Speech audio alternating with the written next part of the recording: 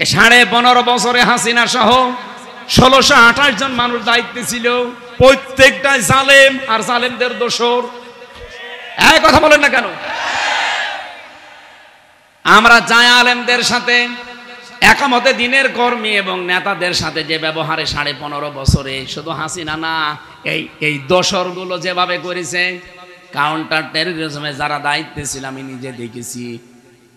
আমার যখন মাজার ভেতরে দড়ি লাগিয়ে চোখে কালো পট্টি দিয়ে 11 ঘন্টা টাঙিয়েছে, আমার দোষ কি? কোনো দোষ নেই। আমার তুই তো কারি করে গালি দিত বাবা মা তুলে, আর আমারে গালি দিলে আগে গালি দিত সাইদি সাহেবকে। দেলাওয়ার ভাইয়ের নাম বলতো মাঝে মাঝে, ঠাকুরগাঁওয়ে যে শিবিরের সভাপতি ছিল, দেলাওয়ারকে আমরা পিটিয়েছি, ফুটবলের মতো লাথিয়েছি।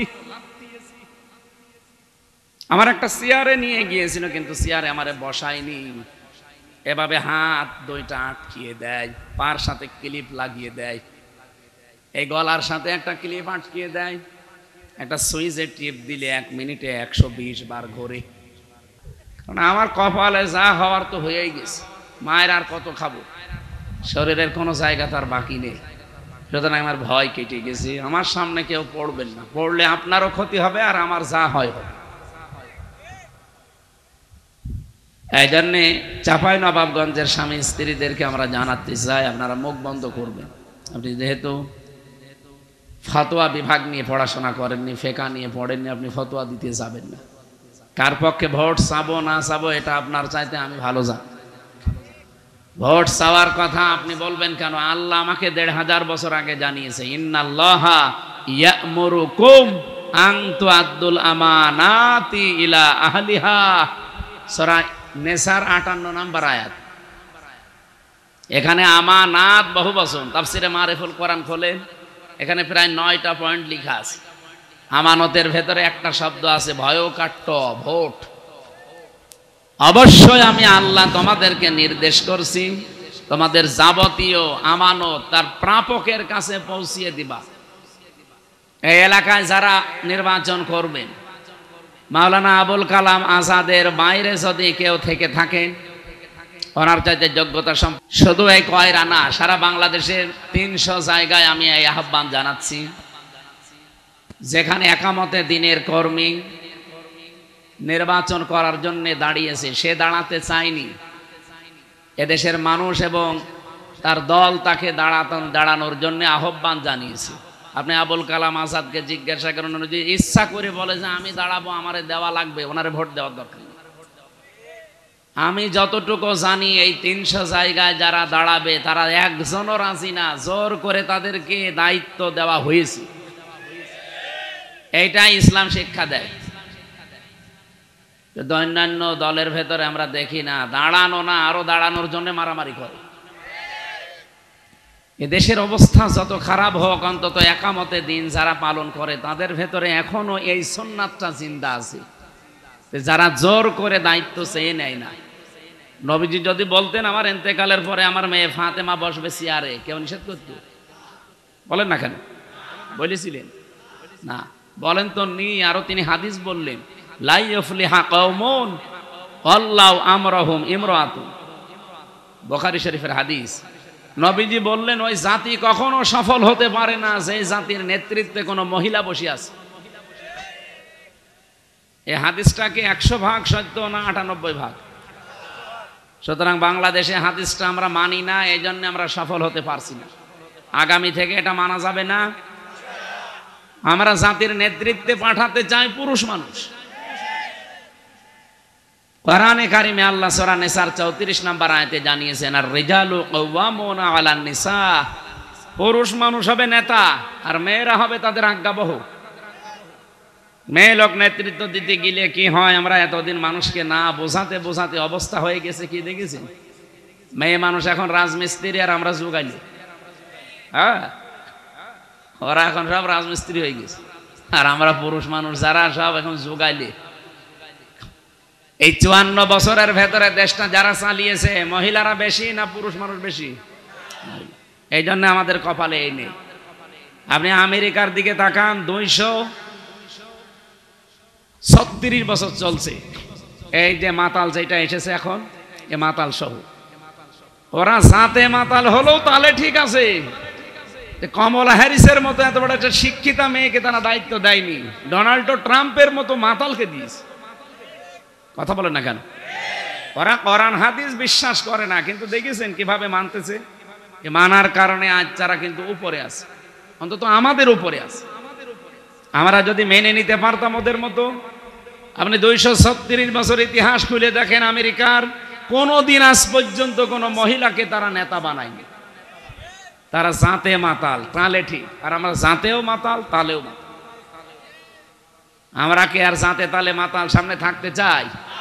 আমরা এবার সামনে দেখতে চাই 300 জায়গায় যারা এমপি দাঁড়াবে, অন্তত 151 জন মাওলানা আবুল কালাম আজাদের মতো যারা কোরআন বুকে নিয়ে সংসদে যেতে পারবে, তাদেরকে আমরা রায় দেব। এটা যদি আপনার কাছে রাজনীতি মনে হয়, হ্যাঁ এইটাই আমার রাজনীতি। এটা যদি আপনার কাছে মনে হয় ধর্ম ব্যবসা, হ্যাঁ এইটাই আমার ধর্ম ব্যবসা। আপনার যা ভালো লাগে আপনি করতে পারেন। একটা হাদিস পড়েছিলাম না, তিরমিজি শরীফ না মুসলিম শরীফের হাদিস। বিশ্বনবী জানিয়েছেন, মানে দাআ মা লাইসা লাহু ফালাইসা মিন্না ওয়ালিয়াতাবাওয়া মাকআদাহু মিনান নার। যে জিনিসের মালিক তুমি না, ওইটা যদি নিজে দায়িত্বে নিয়ে নাও, জোর করে নিজে দাবি করো, আমি নবী বলছি 2টা শাস্তি তোমার জন্য। 1 নম্বরে ফালাইসা মিন্না, ওই দিন থেকে তুমি আমার দল থেকে বের হয়ে গেলে, তুমি আমার উম্মত না। সাতক্ষীরা খুলনাবাসী, নবীর উম্মত যদি আপনি না হতে পারেন, অবশ্যই নবীর উম্মতের বাইরে যারা আছে তাদের ভেতরে আপনি আছেন। হয় আপনি ইহুদি, নাই খ্রিস্টান, নাই মুশরিক, নাই বৌদ্ধ। কথা বলেন না কেন? আপনি নবীর উম্মতের ভেতরে নেই, তাহলে অন্য কিছু তো হবেন। এই যেখানে মাঝখানে ফা শব্দটা আছে, আগের বর্ণিত কথা যদি কেউ মেনে নিতে না পারে, পরেরটা তার উপরে 100 ভাগ কার্যকর হবে। ফা 19টা অর্থে ব্যবহার হয়। মাল্লাম ইয়ারহাম সাগীরানা ওয়ালাম ইউওয়াক্কির কাবীরানা, এই যে ফালাইসা মিন্না, ফা দিলেন কেন? ফা না দিলেও তো বাংলা অর্থ হয়ে যায়। তা আগে বর্ণিত যে 2টা কথা নবী যে জানিয়েছেন, ওই 2টা যদি আপনি মানতে না পারেন, গ্যারান্টি দিয়ে বলছে আপনি নবীর উম্মত না। যেহেতু এই হাদিসের মাঝখানে আল্লাহর নবী ফা দিয়েছেন, যে জিনিস আপনার না, ওইটা যদি আপনি নিজের দাবি করেন, যেভাবেই হোক দখল করে রাখেন, ওই দিন থেকে আপনি নবীর উম্মত আর নেই। এবার বাংলাদেশের সাথে হাদিসটা মিলান। আমি হাদিসটা পড়ার পরে দেখেছি এই দেশে অনেকের জীবনে এটা মিলে যাচ্ছে।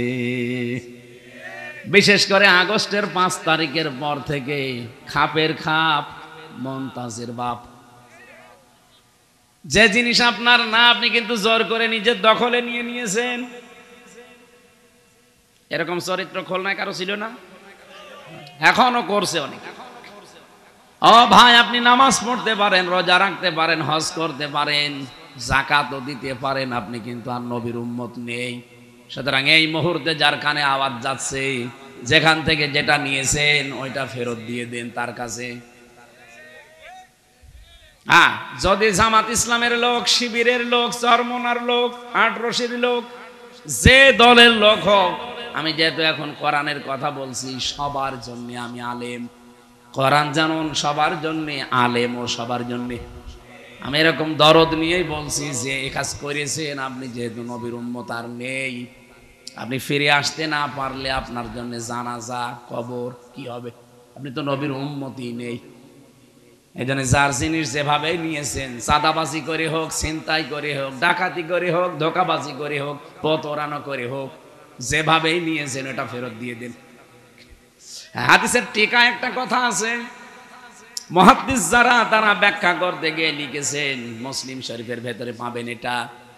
তারা বলেছে, যদি কোনো জিনিস আপনার ছিল কিন্তু হাত ছাড়া হয়ে গেছে, হারিয়ে গেছে, ওটা যদি আপনি আবার ফেরত পান, তাহলে আপনি এই হাদিসের শাস্তির আওতা মুক্ত থাকবেন। শাস্তি কি? যে নবীর উম্মত থাকা যায় না অন্যের জিনিস নিজের দখলে রাখলে। কিন্তু কোন জিনিস আমারই ছিল আমি আবার ফেরত পেয়েছি। যেমন ইসলামী ব্যাংক, এটা যাদের ছিল তারা ফেরত পেয়েছে নাকি চিন্তাই করিনি? যাদেরটা ছিল তারা ফেরত পেয়েছে। অনেকে কিন্তু ফতোয়া অলরেডি দিয়েছেন যে ইসলামী ব্যাংকও চিন্তায় হয়ে গেছে। আপনি কথা বলতে পারলেন? ইসলামী ব্যাংকে আপনার বাবার নাকি? বলেন, আপনার বাপ বানিয়েছে ইসলামী ব্যাংক, যারা বানিয়েছে তারা আবার ফেরত পেয়েছে, এতদিন হাত ছাড়া হয়ে গিয়েছিল। এই কথা বলছেন না কেন? আপনি বলেন এই কথা ভুল। যাদেরটা তারা ফেরত পেয়েছে তারা এই হাদিসের শাস্তির আওতা মুক্ত থাকবে। সুতরাং ফতোয়া আন্দাজে দেবেন না। হ্যাঁ, ওনারা যদি জোর করে জবরদস্তি করে দখল করে অন্যেরটা নিয়ে নিত তাহলে আপনি ফতোয়া দিতে পারতেন। যেহেতু তাদেরটা হাত ছাড়া করে ফেলেছিল, ডাকাতি হয়ে গিয়েছিল, এখন তারা আবার ফেরত পেয়েছে, নিজের জিনিস নিজে ফেরত নিয়েছে, অসুবিধা কি? কিন্তু আপনি যা করলেন আগস্টের 5 তারিখের পর থেকে, ঘাট দখল, মাঠ দখল, স্ট্যান্ড দখল, ঘের দখল, এটাকে আপনার নিজের তা? আপনি তো সবগুলো বাবা শাহজালাল, কুত্তা বিড়াল সব হালাল করে নিয়েছেন। সুতরাং এইটা যারা করেছেন ফেরত দেওয়া লাগবে। শুধু আমি এই সাতক্ষীরা কলারোয়া বা কি কয়রার জন্য বলছি না, খুলনার জন্য না, এটা রেকর্ড সারা বাংলাদেশ যাচ্ছে। সবাইকে বলছি যারটা যেইটা নিয়েছেন যেভাবে ফেরত দেওয়া লাগবে, নাই তো এই অবস্থায় আপনি মরে গেলে আপনি কোন দল করেন আমার দেখার দরকার নেই, আপনি নবীর উম্মত নেই। 2 নাম্বার শাস্তিটা আরো কঠিন,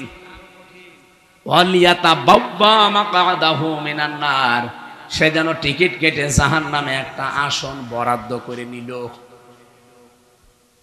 আজ বাংলাদেশ সহ বিশ্বে বহু মানুষ এই কাজ করছে, আমরা দেখতে পাচ্ছি। যে ভারত, আমাদের বাপ দাদাদের দেওয়া মুসলিম ওয়াকফ করা যত সম্পদ, মাদ্রাসা, মসজিদ, খানকা, গোরস্থান, ঈদগাহ, এগুলোর জন্য দিয়েছিল।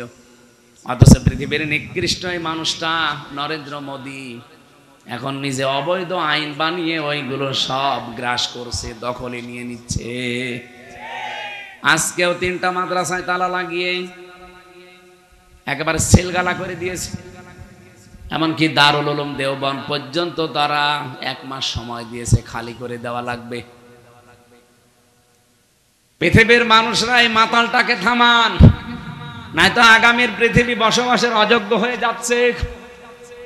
খুব বেশি মানুষ পৃথিবীতে মাতাল নেই, মাত্র কয়েকটা আছে। মাতাল গুলোকে যদি থামাতে পারেন এই পৃথিবী আবার শান্ত হয়ে যাবে। কথা বোঝেন? আপনি ইন্টারনেটে সার্চ দেন, এখন 6 জন মানুষের নাম পাবেন, তামাম দুনিয়া তাদেরকে ঘৃণা করে। 1 নম্বরে নাম পাবেন আপনি নেতানিয়াহু, এই ইহুদির বাচ্চা। 2 নম্বরে নাম পাবেন নরেন্দ্র মোদী।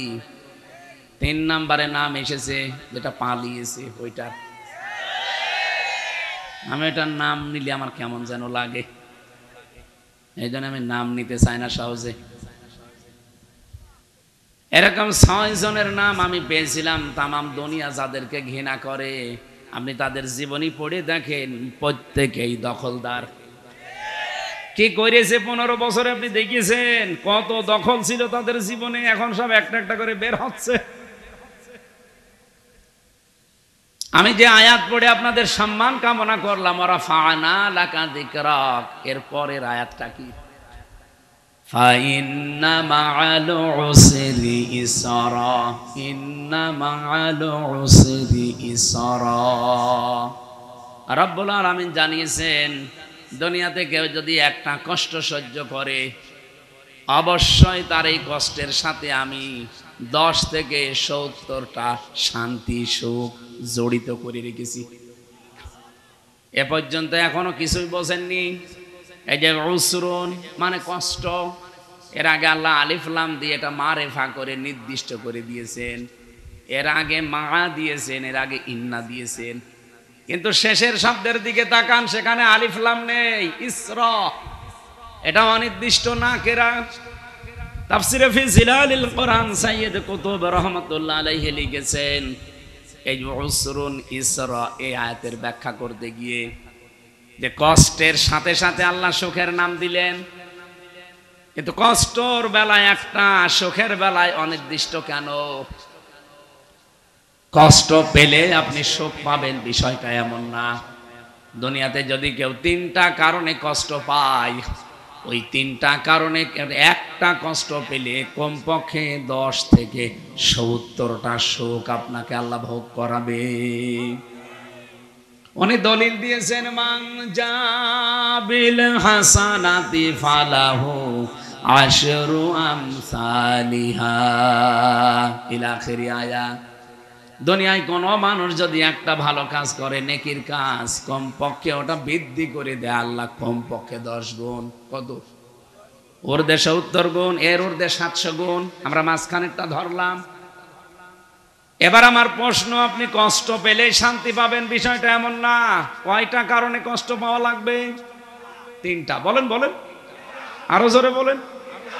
আরে ভাই, হাসিনাও তো কষ্ট পেয়েছিল, কিন্তু এই 3 কারণের বাইরে কষ্ট পায়নি। স্যার কি কষ্ট পেয়েছে, যাওয়ার দিন কাঁদছিল, আমি দেখে আমারই কেমন লাগছিল।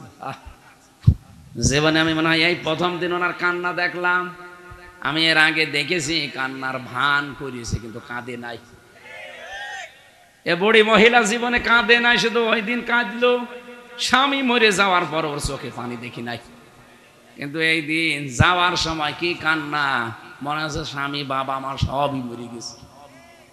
যদিও মরে গেছে, কিন্তু উনি যে কেঁদেছে 3 কারণের একটা কারণে আমি পাইনি। 1 নম্বরে আপনি যদি কষ্ট পেয়ে থাকেন আল্লাহর জন্যে, 2 নম্বরে যদি কষ্ট পেয়ে থাকেন রাসূলুল্লাহর জন্যে, 3 নম্বরে যদি আপনি কষ্ট পেয়ে থাকেন মানবতার জন্যে। আমি তাফসিরে ফি জিলালিল কোরআনের টিকা থেকে বলছি, সাইয়্যিদ কুতুব এভাবে ব্যাখ্যা দিয়েছেন। এবার বলেন, উনি যে কষ্ট পেয়েছে 3 কারণের একটাও আছে? তাহলে কষ্ট পেলে আপনি সুখ পাবেন তা না। অনেক মানুষ দেখি পরকীয়া প্রেম করে যদি ব্যর্থ হয়, কি কন্দন, কষ্ট পেয়েই তো কাঁদে। এই কষ্টের পরে সুখ পাবে না। আপনি যদি কষ্ট শক্তি পেয়ে থাকেন আল্লাহর জন্যে, রাসূলুল্লাহর জন্যে, মানবতার জন্যে, এই 15.5 বছরে যারা এই 3টা কারণে একটা কষ্ট পেয়েছেন, আপনি লিখে নিতে পারেন কমপক্ষে দুনিয়া আখেরাত মিলে 10 থেকে 70টা শান্তি আল্লাহ আপনাকে দান করবে। এবার আসেন ওনারটাই, যেহেতু আয়াতটা আল্লাহ রিপিট করেছেন, পরে আবার এইটাই আছে, খালি ফা নেই। ইন্না মা'আল উসরি ইসরা। এই পৃথিবীতে কোন মানুষ যদি একটা কষ্ট সহ্য করে, সুখ যেমন 70টা, একটা শান্তি যদি ভোগ করে, কষ্ট পাওয়া লাগবে তাকে 70টা। হ্যাঁ, প্রশ্ন আসতে পারে যে শান্তি পেলেই কষ্ট না। আমার ভাইরা, আপনার সুখ যদি হয় অবৈধ সুখ, তাহলে সুখের পরে আপনি কষ্ট মাস্ট বি পাবেন। সুখ যদি বৈধভাবে ভোগ করেন, আপনার জন্য কষ্ট আল্লাহ অপেক্ষা করাবে না। আমি আবার বলছি, এই যে মান জাবিল হাসানাতি ফালাহু আশরু আমসালিহার পরে আছে অমান জাবিস সাইয়্যাতি ফালা ইউজজা ইল্লা মিসলাহা ওয়াহুম লা ইউযলামুন। সূরা আনআম 160 নম্বর আয়াতে আছে, রব্বুল আলামিন একেবারে বিস্তারিত ব্যাখ্যা দিয়েছেন। ভালোটা করলে 10 গুণ, কিন্তু মন্দটা করলে আর 10 গুণ দেয়নি। আমি তাফসীর থেকে কোট করলাম, এটা ফি জিলালিল কোরআন। আবার বলছি, সুখটা যদি হয় আপনার অবৈধ সুখ, একটা অবৈধ সুখ যদি দুনিয়ায় কেউ ভোগ করে, কম পক্ষে তাকে দুনিয়া আখেরাত মিলে 70টা অশান্তি আল্লাহ দান করবে। বলেন তো, 15.5 বছরে যারাই ছিল দায়িত্বে, এরা কি সুখ পায়নি? কথা বলে না কেন? এই সুখটা কি বৈধ সুখ না অবৈধ? আপনি পাগলকে জিজ্ঞাসা করেন, সেও বলবে অবৈধ সুখ। কারণ পাগলও বলবে আমি ভোট দিতে পারিনি। পাগলে কি বলবে? আমি নিজেই তো বলবো, কারণ আমার এখন 33 বছর বয়স, 92 সালে আমার জন্ম। 18 বছর থেকে ভোট দেওয়া আরম্ভ করলে আমি 3 বার ভোট দিতে পারতাম, একবারও পারি নাই। তার মানে যারা ছিলে 15 বছর পুরাটা বৈধ না অবৈধ? আর আমার ভোট নিয়ে তো আপনি বৈধ হবেন? আমি তো দিতেই পারিনি। একবার নয় জেলে ছিলাম, মাফ করে দিলাম। বাকি 2 বার। একবারও যখন পারি না, আপনারা 3 বারই অবৈধ ছিলেন। কথা বলেন না কেন? এই অবৈধ ছিলেন, আপনি কি সুখ পাননি? কত সুখ পেয়েছেন আপনি নিজে এবার বলেন। আমার 3টা বছর ফাঁসির কন্ডেম সেলের ভেতরে, এমনকি প্রথম 10 দিন আপনি আয়না ঘরও আমাকে রেখেছেন, কবর সেলের ভেতরে রেখে দিয়েছেন। কবর সেল বোঝেন? ফাঁসি জেলের ভেতরে আরেকটা জেল আছে, তার নাম সেল। ওর ভেতরে আরেকটা সেল আছে, তার নাম কন্ডেম সেল। এর ভেতরে আরেকটা সেল আছে, ওইটার নাম কবর সেল। আমার আর মাওলানা মামুনুল হককে এভাবে আলাদা জায়গায় দিত, বলতো এই 2টারে সিসি ক্যামেরা দিয়ে রাখো, এদের সাথে কেউ যেন কথা না বলে। 3 বছর আমি বাইরে কি অবস্থা, কে বেঁচে আছে মরে গেছে কিচ্ছু জানি না, একটা আলাদা জগতে ছিলাম। আমার সামনে কত মানুষ মরে মরে বের হয়ে চলে গেছে মৃত্যুবরণ করে, আমরাও মরিয়ে যেতাম, শুধু কোরআনটা ছিল, এই জন্য আল্লাহ বাঁচিয়ে রেখেছে। পড়ার কিছু তো নেই। 3 বছরের ভেতরে আমার ওরা অন্য কিছু পড়তেও দেয়নি। একটা বই যদি চাইতাম, হিন্দু কারারক্ষী, ও ছাতা আলেম চালেম তো বোঝে না, ওরে যদি বলতাম দাদা একটা বই নিয়ে সেদিন একটু পড়ি, 24 ঘন্টায় তো তালা লাগিয়ে রাখেন, কারোর সাথে কথাও বলতে দেন না, আমার দিকে কেউ তাকায়ও না ভয়তে, কারণ এই সিসি ক্যামেরা দেওয়া। খাবার দাবারও ঠিক মতো দিত না, এই যে আমার ডায়াবেটিস হয়ে গেছে এই কারণে। একদিন এক কারারক্ষী পেলাম, দেবদুলাল, ওরে দাদা উনি বই নিয়ে এসেছে বঙ্গবন্ধুর আত্মজীবনী। ছাতা নিয়ে এটা পড়ে করবো কি? না, এটা পড়েন, এর ভেতরে জ্ঞান আছে। ওই পড়লাম ছেলেবেলায় উনি কি করেছে ওইসব। পরে আর একবার বলছে আর একটা ভালো বই নিয়ে আসেন, বই নিয়ে এসেছে বঙ্গবন্ধুর চীন সফর।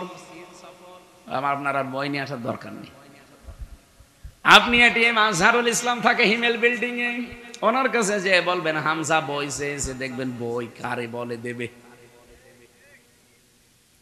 পরের দিন পেলাম আপনাদের এই সাতক্ষীরার একজন কারারক্ষী আশরাফুল, ওনার নামটা এখানে লেখা আছে দেখে বুঝলাম অন্তত এ আগা কাটা আছে। আর আগে যেগুলো আসতো দেবদুলাল, সুব্রত বালা, কি অসিক কুমার, সঞ্জয় দত্ত, এগুলো কি আগা কাটা আছে? ও তো আলেম চালেম বোঝেন। আশরাফুল লিখে দেখলে মনে করলাম যে না, এর কিছু না থাকলে অন্তত ঈমান আছে, এ তো মুসলমান। ওরে বললাম যে ভাই সারাদিন এভাবে সারা রাত বসে থাকা আর বাইরের 3টা বছর কিছু জানিও না, একটু বই নিয়ে এসে দিতে পারেন না? কোথায় বই পাবো? বললাম এটিএম আজহারুল ইসলামের কাছে বলবেন হামজা বই চেয়েছে। আল্লাহর ইশারা, আল্লাহ পাক 2টা বই তার মাধ্যমে আমারে তাফসীর পাঠিয়েছে, ফি জিলালিল কোরআন আর তাফহিমুল কোরআন। এই পৃথিবীতে 42টার উপরে এখন তাফসীর পাওয়া যাচ্ছে, সবচাইতে বেশি ভালোবাসি মন থেকে এই 2টা তাফসীরকে, আর এই 2টাই আল্লাহ আমার কাছে মিলিয়ে দিয়েছে। সুবহানাল্লাহ। এখান থেকে বসে বসে যে কোট করেছিলাম সেটা বলছি। ওই সময় আশার সঞ্চার হতো আমার, যে দুনিয়াতে কেউ যদি একটা সুখ ভোগ করে অবৈধভাবে, একটা সুখের জন্য তাকে মাস্ট বি কষ্ট ভোগ করাবে আল্লাহ কয়টা? 70টা। বলেন বলেন। 15.5 বছরে হাসিনা সহ 1628 জন মানুষ দায়িত্বে ছিল, প্রত্যেকটাই জালেম আর জালেমদের দোসর। এই কথা বলেন না কেন? আমরা যায় আলেমদের সাথে একামতে দিনের কর্মী এবং নেতাদের সাথে যে ব্যবহারে 15.5 বছরে, শুধু হাসিনা না, এই দোসরগুলো যেভাবে করেছে, কাউন্টার টেররিজমে যারা দায়িত্বে ছিল আমি নিজে দেখেছি। আমার যখন মাজার ভেতরে দড়ি লাগিয়ে চোখে কালো পট্টি দিয়ে 11 ঘন্টা টাঙিয়েছে, আমার দোষ কি? কোনো দোষ নেই। আমার তুই তোকারি করে গালি দিত বাবা মা তুলে, আর আমারে গালি দিলে আগে গালি দিত সাইদি সাহেবকে। দেলাওয়ার ভাইয়ের নাম বলতো মাঝে মাঝে, ঠাকুরগাঁওয়ে যে শিবিরের সভাপতি ছিল, দেলাওয়ারকে আমরা পিটিয়েছি, ফুটবলের মতো লাথিয়েছি। আমার একটা চেয়ারে নিয়ে গিয়েছিল, কিন্তু চেয়ারে আমারে বসায়নি, এভাবে হাত 2টা আটকিয়ে দেয়, পার সাথে ক্লিপ লাগিয়ে দেয়। এই গলার সাথে একটা ক্লিপ আটকিয়ে দেয়, একটা সুইচের টিপ দিলে 1 মিনিটে 120 বার ঘোরে। আজাদ ভাই, ওনার আমি 1 বিঘা জমি দিলাম, 1 লাখ টাকা নিলাম, নাকি এই এলাকায় মনে হয় কম আছে 10,000। 3টা নিয়ম আছে এখানে। 1 লাখ টাকা দিলাম, 1 বিঘা জমি দিয়ে দিলাম, যতদিন উনি করে খাবেন টাকা ফেরত দেওয়া লাগবে না। যখন জমি ফেরত দিয়ে দেবে টাকা ফেরত নিয়ে নেবে। এটা আছে না বন্ধক? না না, এই বন্ধক বাদ দেওয়া লাগবে না। একেবারে সত্যি কথা বলবে, মিথ্যা বলবে না। কারা কারা এইটাই আছেন হাত তোলেন। 1 জন 2 জন থাক, ও ছাতা ওয়াজ করার দরকার নেই, সব আল্লাহর ওলি বসে আছে। এই কাজ যদি করে, যেহেতু জায়েজ হচ্ছে না ভাই, এটা বাদ দেওয়া লাগবে। আমার এলাকায়ও ছিল কুষ্টিয়ায়, এখন অনেক বাদ হয়ে গেছে। 2 নাম্বারের, এটা বন্ধক বলে না।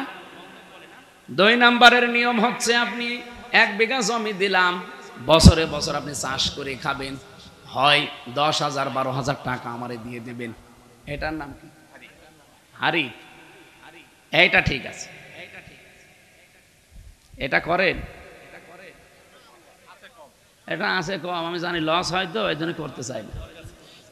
আর একটা আছে, ওই যে আমি 1 বিঘা জমি দিলাম, আপনি চাষ করে খাবেন, আমারে বছরে 10,000 20,000 টাকা দিয়ে দিলেন, ওই টাকা আর ফেরত দেওয়া লাগবে না, ওই খেয়ে দে শোধ।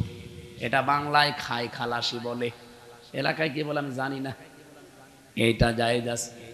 প্রথম যেটা বলেছি ওটা যদি জায়েজ করতে চান, ওটা 3টা পদ্ধতি আছে। এদিকে তাকান। আমি 1 লাখ টাকা দিয়েছিলাম, 1 বিঘা জমি নিয়েছি, যতদিন আমি চাষ করে খাবো, সরকারকে আমি যদি 5 বছর চাষ করে খাই, সরকারকে প্রতি বছরে বছর একটা ট্যাক্স দেওয়া লাগে। এটা কি বলে? এটাকে খাজনা, দাখিলা যায় বলে। এটা আমার মনে হয় 1 বিঘা জমিতে 65 থেকে 70 টাকা। কুষ্টিয়ায় তো তাই, এলাকায় বেশি কিনা জানি না, আর সব জায়গায় একই। এই 70 টাকা কয় প্রতি বছরে বছরে, যতদিন আমি 5 বছর 10 বছর চাষ করে খাচ্ছি, এটা আমারে দেওয়া লাগবে। 2 নাম্বারে যখন ওনারে টাকা ফেরত দেব, 1 লাখে কমপক্ষে 10 থেকে 15,000 টাকা আপনি কম নেবেন। হুজুর এটা লস হয়ে যাবে। আরে ভাই, লাভ লসের যদি সম্ভাবনায় না থাকে, কিসের ব্যবসা করছেন? মশা রাখার ভেতরে 6টা নিয়ম আছে, মোদারাবার ভেতরে 6টা নিয়ম আছে, মোরাবাহার ভেতরে 6টা নিয়ম আছে, 3 6 18। এগুলো ভাগ ভাগ করে আমি প্রায় 28টা পেয়েছি। আমরা চাই আগামীর বাংলাদেশ শুধু ইসলামী ব্যাংক চলবে না, মশা রাখা, মোদারাবা, মোরাবাহা, বায়ে সালাম, বায়ে ইস্তিসনা, বায়ে মুআজ্জাল ওয়াহিদা দিয়ে এদেশের সোনালী রূপালী অগ্রণী সব ব্যাংক চলবে। কথা বলেন না কেন? পুরা দেশটা দেখবেন একটা জান্নাতের পরিবেশ আল্লাহ কায়েম করে দিয়েছে। এত বড় কঠিন সিদ্ধান্ত আমার আল্লাহ নিয়েছেন সুদের ব্যাপারে। বলেন যারা ছাড়তে চায় না তাদের বলেন, ফাইল্লাম তাফআলু ফাআযানু বিহারবিম মিনাল্লাহি ওয়া রাসূলি। ওরা যেন আমি আল্লাহ এবং রাসূলের সাথে যুদ্ধ করার জন্য প্রস্তুত হয়ে যায়। পারা যাবে না? পারা যাবে না। ওয়ালিল্লাহি জুনুদুস সামাওয়াতি ওয়াল আরদ। আসমান জমিনের সৈন্যবাহিনী কার? বলেন বলেন। এই যে নার্গিস, সিডর, আইলা মাঝে মাঝে আল্লাহ দেয়, সৈন্য কার? একটু আদেশ দিয়ে দিলেই আপনারা ফকির হয়ে যাবেন। দেখলেন না ফেনীর লোক কিভাবে ফকির হয়ে গিয়েছিল? শুধু পানি দিয়েছিল একটু হালকা। আমাদেরকে টাইট করতে আল্লাহর কিচ্ছু লাগবে না, শুধুমাত্র বাতাসকে বলে দেবে একটু জোরে প্রবাহমান হয়ে যা, আপনি তার পরের দিন ভিক্ষা করে খাবেন। সুতরাং আল্লাহর বিধানের সাথে আর গাদ্দারি না, মাথা নত করে দেন। আল্লাহ পাক যেহেতু সবারটা কিনতে চাচ্ছেন না, আমি বেশি কিছু দান করতে চাই না, আমি যতটুকু দান করব আমি আল্লাহর জন্য, আমি মুমিন হয়ে দান করতে চাই। আল্লাহ পাক বলেন, আমি মুমিনদের কাছ থেকে শুধু কিনতে চাই। কি কিনবো জানো? আনফুসাহুম ওয়া আমওয়ালাহুম, তাদের জীবন এবং তাদের মাল। বিনিময়ে যেটা আমি দেব তাদেরকে, তার নাম বিআন্না লাহুমুল জান্নাহ। এবার আমার প্রশ্ন, আল্লাহ কিনতে চাই মাত্র 2টা জিনিস, একটা জান আর একটা মাল। পৃথিবীতে জান যদি আমার আল্লাহ কিনতে চাই, অবৈধ জান অবৈধ মাল কিনবে? বলেন বলেন। আল্লাহ যেমন পবিত্র, উনি বলেন আমি পবিত্র জিনিস ভালোবাসি আর আমি কিনতেও চাই পবিত্র জিনিস। তাহলে আমাদের জান আর মাল যদি পবিত্র না হয়, ও খুলনাবাসী জীবনও আল্লাহকে একেবারে পাহাড় পরিমাণ দিলেও আল্লাহ কিন্তু কিনবে না। সুতরাং এই মুহূর্তে আমাদের জান আর মাল পবিত্র করা লাগবে। জান পবিত্র করতে হলে বারবার গোসল করা লাগবে। হ্যাঁ, জান যদি কেউ পবিত্র করতে চায়, জীবন আর জীবনটা যার ভেতরে আছে, এই 3.5 হাত বডিটা, এই বডি যদি কেউ পবিত্র পরিষ্কার করতে চায়, মাস্ট বি তাকে দুইটা জিনিস থেকে বিরত থাকা লাগবে। 1 নম্বরে তাকে শিরিক থেকে বিরত থাকা লাগবে, 2 নম্বরে তাকে জুলুম থেকে বিরত থাকা লাগবে। আমার আজকে দুপুরের আলোচনা সাথীরাই আমি এই 2টা পয়েন্টের উপরে কথা বলেছিলাম। কেউ যদি আল্লাহর কাছে বিকৃতি হতে চান, বিক্রি হতে চান, কেউ যদি আল্লাহর কাছ থেকে নিরাপত্তা, স্বস্তি, শান্তি এগুলো পেতে চান, কোরআনে কারিমে আল্লাহ সূরা আনআম 7 নম্বর পারা 17 নম্বর পৃষ্ঠার 1ম নম্বর লাইনের 82 নম্বর আয়াতে ঘোষণা দিয়েছেন, আল্লাযীনা আমানু ওয়া লাম ইয়ালবিসু ঈমানাহুম বিযুলমিন উলাইকা লাহুমুল আমন ইলা আখির আয়াত। আল্লাহ বলেন যারা ঈমান আনার পরে তাদের ঈমানকে জুলুমের সাথে, শিরিকের সাথে মিশ্রণ করে না, এই মানুষগুলোর জন্য আমি আল্লাহর পক্ষ থেকে নিরাপত্তা, এরাই নিরাপত্তার হকদার। আজ বাংলাদেশ সহ আমরা যে 64টা জেলা নিয়ে সবাই কিন্তু অনিরাপত্তায় আছে। আগে তো যাই ছিল 15 বছরে, এখন আরো অনিরাপত্তায় আমরা ভুগতেছি আমাদের এই প্রতিবেশীদের কারণে। ওরা যা আরম্ভ করেছে, ওদেরকে যদি এখনো পর্যন্ত বিশ্বের এই 57টা মুসলিম দেশের প্রধানরা এখনো না থামাতে পারে, বিশেষ করে এই মাতাল মোদিকে, শেষে আমরা আশপাশে যতগুলো দেশ আছি সব আমার মনে হয় পৃথিবীতে বসবাসের অযোগ্য হয়ে পড়বে। আপনি দেখেন কি আরম্ভ করেছে, এরা দাঙ্গা অলরেডি বাঁধিয়ে দিয়েছে ভারতে। একটা একটা করে মসজিদ ভেঙ্গে ভেঙ্গে গুড়িয়ে দিচ্ছে। আজকেও শয়তানরা দেখলাম একটা মসজিদ ভাঙছে। বিশ্বের মুসলমান 210 কোটি মুসলমান আমরা এখন আছি। আমার মনে হয় মুসলিম বিশ্বের যারা দায়িত্বে আছেন তাদের এই মুহূর্তে একটু মাজা সোজা করে দাঁড়ানো দরকার। একটু আওয়াজ তোলেন যে ভারতের এই মুসলমান নিধন বন্ধ করা লাগবে। কিভাবে তারা জবাই করছে এই দাঙ্গার মাধ্যমে। আমি আজকেও 2টা জবাই করতে দেখেছি। একটা জায়গায় দাঁড়িয়ে তারা জবাই করেছে জয় শ্রীরাম বলে। এটাই বর্ডার পার হয়ে আসতে খুব বেশি সময় লাগবে না।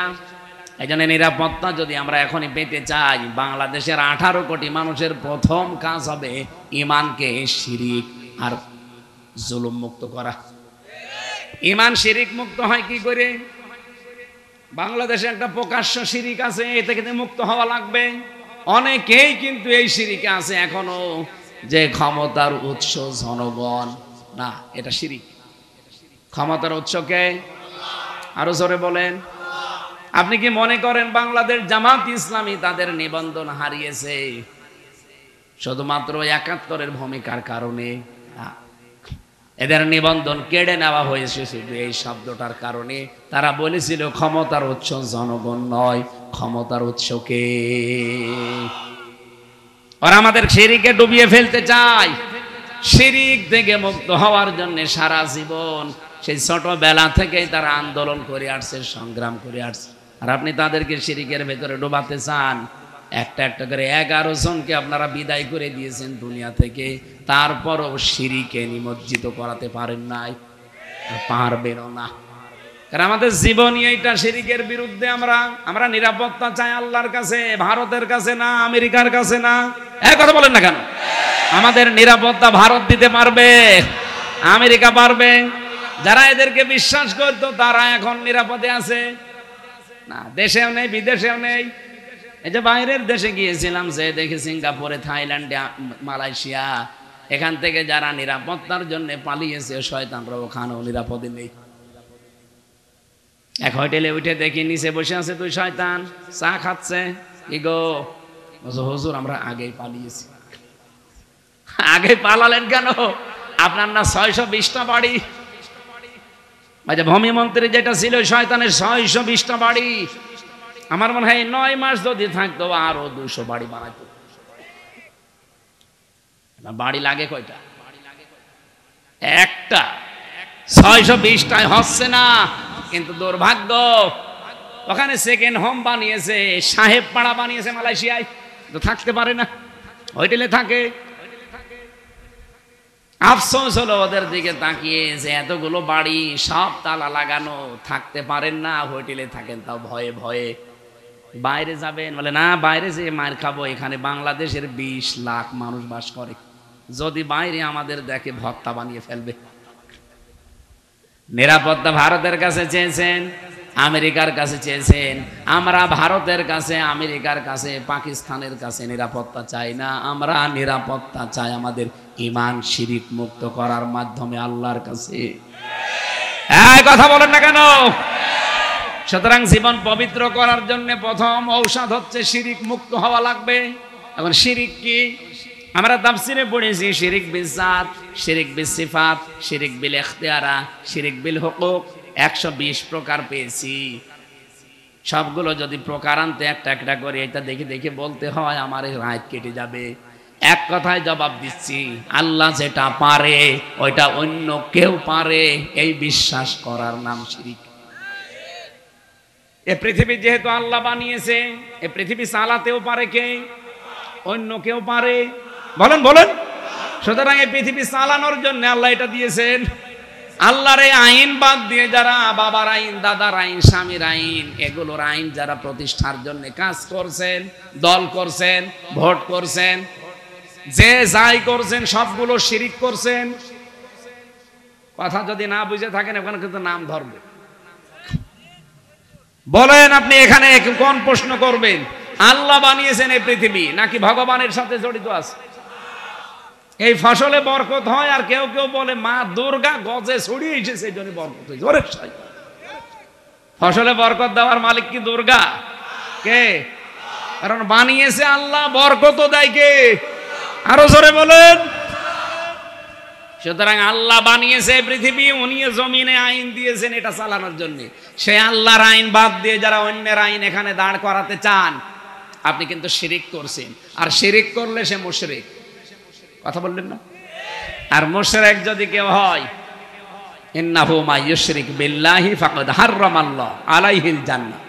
সূরা মায়েদার ভেতরে আছে শিরিক করলে সে মুশরিক, মুশরিকের জন্য জান্নাত হারাম, ও মাওয়াহুন নার, তার জন্য আবাসস্থল হবে জাহান্নাম। আমালিজ জালিমিনা মিন আনসার, আর এদের জন্য কোনো সাহায্যকারী নেই। আল্লাহ আমাদের এই জীবনটা কিনতে চায়, কিন্তু শিরিক মুক্ত। এরকম শিরিক বাংলাদেশে যাদের দেখছি, তারা যদিও মসজিদ 5 তলা বানিয়ে দেন, মাদ্রাসা টাইলস লাগিয়ে দেন, জীবনও আপনারটা আল্লাহ কিনবে না যতক্ষণ আপনার জীবন শিরিক এবং জুলুম মুক্ত না হবে। জুলুম ছিল না এদেশে? সবচাইতে বড় জুলুম হচ্ছে যেই জিনিস যেখানে রাখা দরকার ওইটা ওই জায়গায় না রেখে অন্য জায়গায় রাখার নাম জুলুম। এই টুপিটা রাখা দরকার মাথায়, এটা যদি কেউ পায়ের কাছে রাখে টুপির সাথে জুলুম। স্যান্ডেল রাখা দরকার পায়ে, ওখানে না রেখে কেউ যদি মাথায় নিয়ে ঘরে, স্যান্ডেলের উপরে জুলুম। এই কোরআন থাকার কথা বাংলাদেশের সর্বোচ্চ জায়গায় সংসদে, সেখানে না রেখে আজ 54 বছর যারা পেছনে ফেলে রেখেছেন, এটা কোরআনের সাথে জুলুম। এই জুলুম আগামী থেকে আর হতে দেবেন? যদি হয় আপনি জুলুম করছেন, জুলুম আর এই যে শিরিক করে জীবনটা অপবিত্র বানিয়ে ফেলেছেন, এইটা আল্লাহ কিনতে চায় না। 2 নম্বরে আমওয়ালাহুম, আল্লাহ মাল কিনতে চায়। মালের বহুবচন আমওয়াল। মাল কি? মাল মানে যেটা মরে গেছে, আবুল মাল, আব্দুল মুহিত, নাকি যেটা এটা পালিয়েছে, অর্থমন্ত্রী কামাল, লোটাস কামাল, কোন মাল? মালের ব্যাখ্যায় আমি 9 প্রকার পেয়েছি তাফসিরে। মাল মানে শুধু আবুল মাল আর কামাল না, মাল মানে 9টা জিনিসকে মাল বলা হয়। 1 নম্বরে নবীজি বলেন, আদ-দুনিয়া কুল্লুহা মাতাউন ওয়া খায়রু মাতাইদ দুনিয়া ইমরাতুস সালিহা। এই পৃথিবীর সব কিছুই মাল, সম্পদ। এর ভেতরে উত্তম সম্পদ, উত্তম মাল হচ্ছে আল্লাহওয়ালা নেককার মেয়ে মানুষ। এই কথা বলছেন এখন? আমি হাদিস বানালাম স্যার,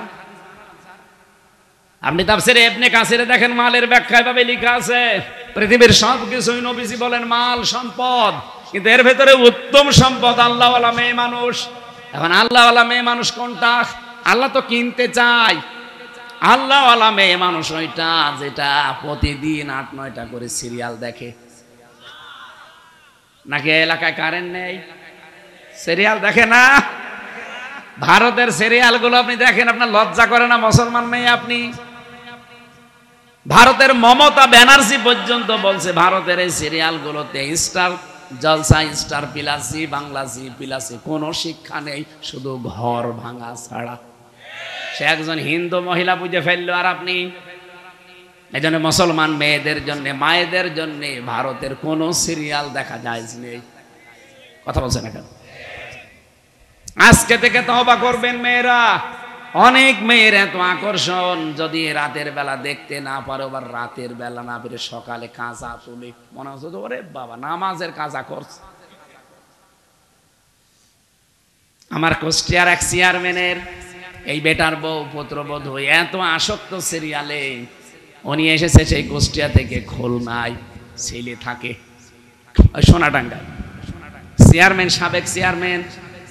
উনি এখানে আসার পরে কাজকর্ম করে যে বাড়ি যাবে না, গাড়ি আর পায়নি, বলছে দেখি ছেলের বাড়িতে যাই। সালাম দিয়েছে, যে কলিং বেল টিপে ভেতর থেকে আওয়াজ আসছে, কে? আমি। গলার আবার শুনেই বুঝেছে বাবা। বলছে আব্বা এত রাতে? গাড়ি পালাম না তাই চলে এসেছি। ঠিক আছে আসো। স্ত্রীকে বলছে আমার বাবা এসেছে, তাড়াতাড়ি রান্না করো। রাত তখন 11:30 বাজে। বউ বলছে দেখো আমি সেই সন্ধ্যা থেকে পর্যন্ত প্রায় 11টা সিরিয়াল দেখেছি, আমি ক্লান্ত। তোমার বাবা তুমি রান্না করে খাওয়াও, অথবা হোটেল থেকে নিয়ে আসো। এত রাতে হোটেল থেকে খাবার নিয়ে আসবো, তুমি কি করো? এই দুইজনের কথা কাটাকাটি হলে বাবা আবার টের পেয়ে যাবে। এই জন্য বলছে ঠিক আছে। বাবার কাছে গিয়ে বলছে আব্বা তুমি কি খেয়ে এসেছো? বাবা ছেলের বাড়ি কেউ খেয়ে যায়?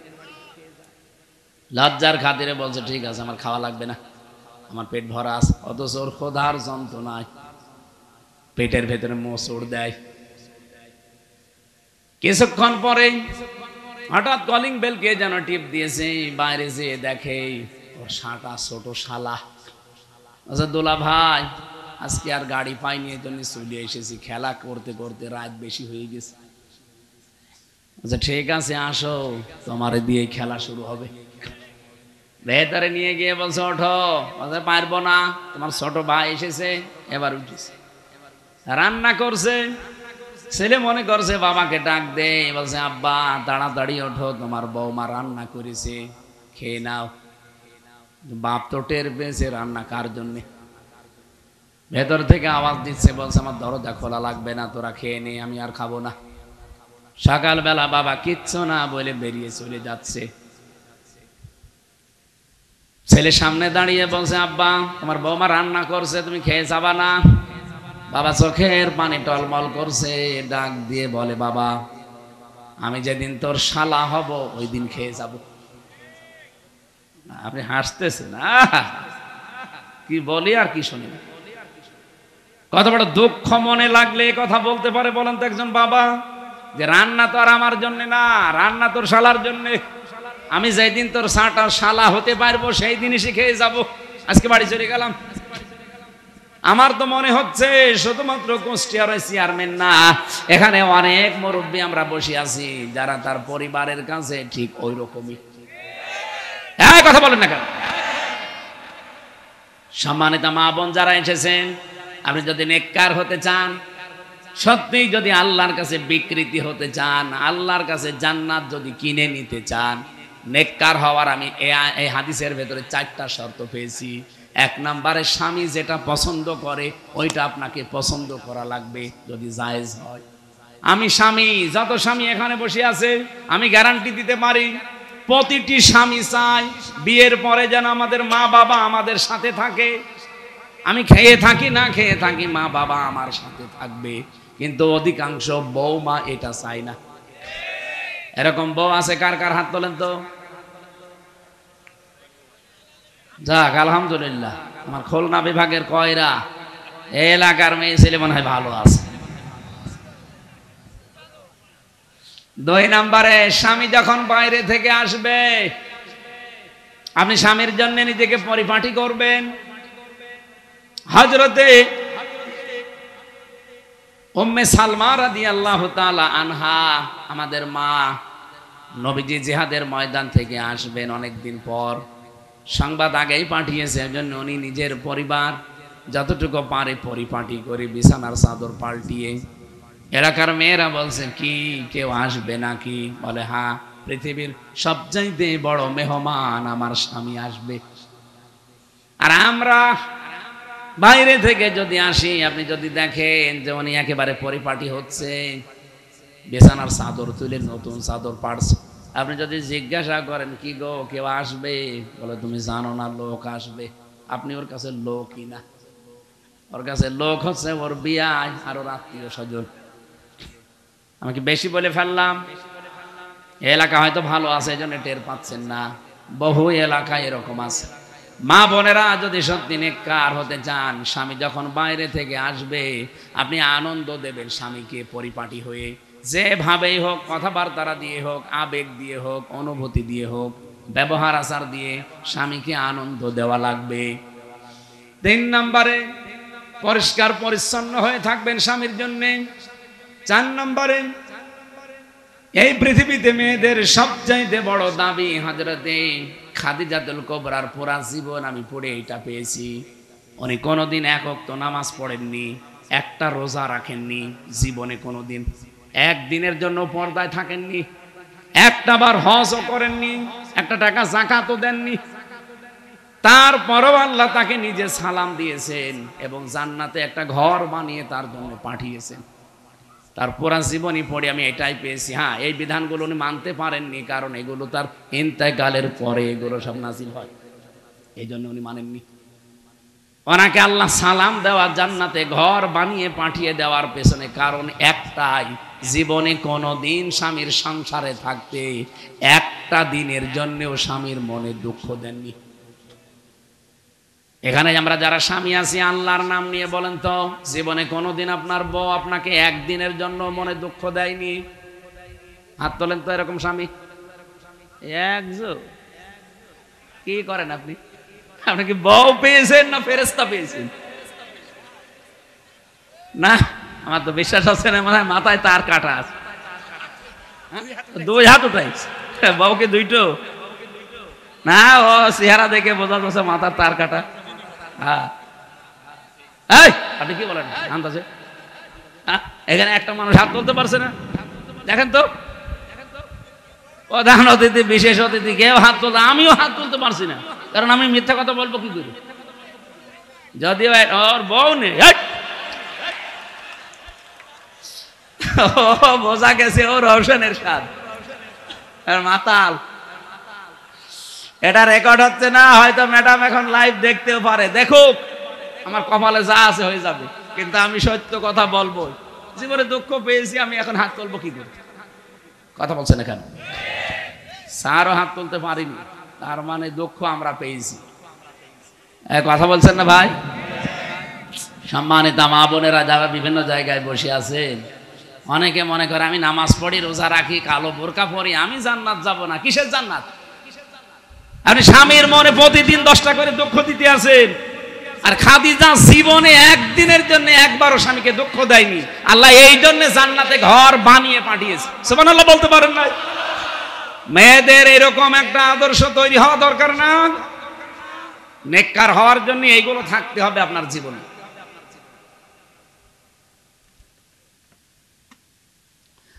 আল্লাহ রাব্বুল আলামিনের নবী বলেন, ইদা নাজারাতি ইলাইহা সাররাতহু, যখন স্বামী তার দিকে তাকাবে স্বামীকে সে আনন্দ দেবে।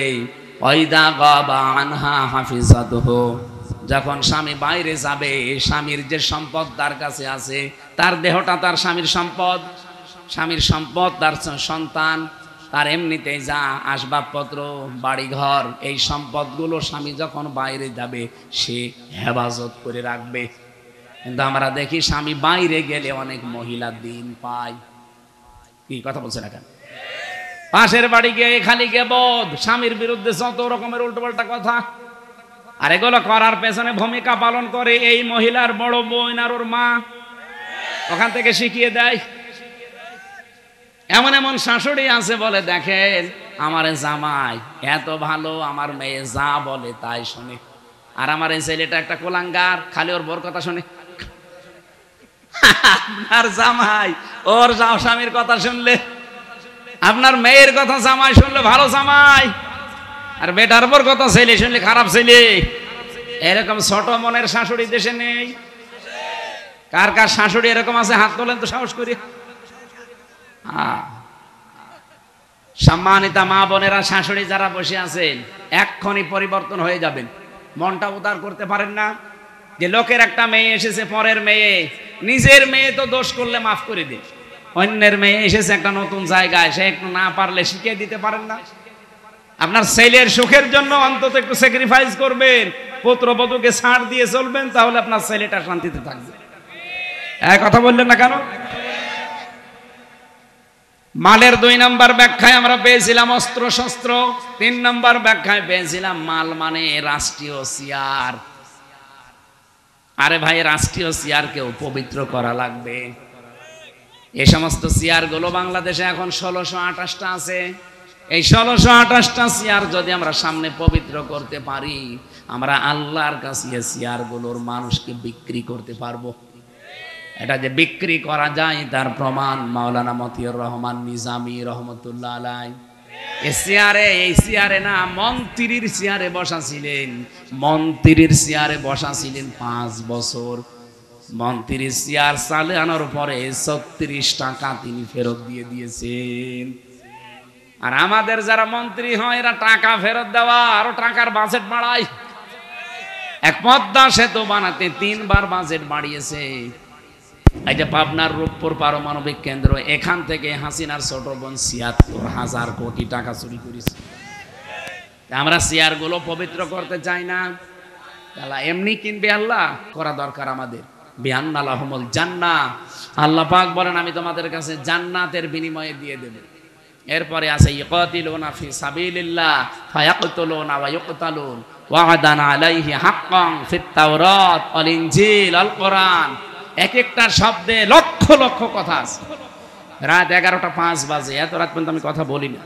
আগামীতে আবার আসলে দেখবো শিক্ষিত মানুষরা আমার এই জেলখানার এই লেখা বইটা নিয়েছেন, সৃষ্টি অনেক তথ্য দেওয়া আছে, 120 পৃষ্ঠা কষ্ট করে লিখেছিলাম। শিক্ষিত মানুষদের লাগবে এটা, যদি পারেন। স্টেজে আছে কয়েকটা, ওই যে ওখানে গাড়িতে আছে, নিয়েছেন। আমি আজকের মতো শেষ করছি, আগামীতে আসলে আবার কথা হবে, দেখা হবে ইনশাল্লাহ। আল্লাহুম্মা আমিন। স্বেচ্ছাসেবক যারা আছে আপনারা দয়া করে কিছু দান করে যাবেন। এদের ব্যাগ নিয়ে যাচ্ছে, কই আপনাদের লোক কই ভেতরে যারা যাচ্ছে দয়া করে ওদের কাছে কিছু দিয়েছেন ভাই, অথবা ড্রাম আছে ওই যে গেটে আছে, গেটে দিয়েছেন। মেয়েদের ভেতরে বাচ্চাদেরকে পাঠিয়ে দেন, অথবা স্বেচ্ছাসেবিকা আছে, আপনারা যা এনেছেন একটা নিয়ত করে আপনারা দিয়ে যাবেন। এই টাকা যারা নিয়ে এসেছেন যদি আপনি ফেরত নিয়ে যান, আপনার খবর আছে। মোনাজাতটা করে যান ভাই, মোনাজাতটা করে যান। বসেন বসেন। আল্লাহুম্মা আমিন। লা ইলাহা ইল্লা আনতা সুবহানাকা ইন্নী কুনতু মিনাজ জালিমিন। আল্লাহুম্মা গফিরলি ওয়ারহামনি ওয়াহদিনি ওয়াফিনি ওয়ারযুকনি ইয়া রাব্বাল আলামিন। আল্লাহ তাআলা খুলনা জেলার কয়রা কালনা মহিলা মাদ্রাসার দিকে তুমি একটু তাকাও। হাজার হাজার বান্দা বান্দি আমরা কোরআনের কথাগুলো চাতক পাখির মতো শুনেছি। যেভাবে আরম্ভ করেছিলাম সারা রাত বললেও এরা বাড়ি যেত না। আমার শরীর কণ্ঠ আর সময়ের দিকে তাকিয়ে আমি শেষ করে দিয়েছি। যতটুকু শুনলাম এগুলো আমাদের জীবনে আমল করার তৌফিক দাও। আগামীতে এই মাহফিলটা কোরআনের জন্য আরো বিশাল আকারে কবুল করে নাও। সম্মানিত সভাপতি, আল্লাহ তোমার গোলাম মঞ্জুর করো। বিশেষ করে আমাদের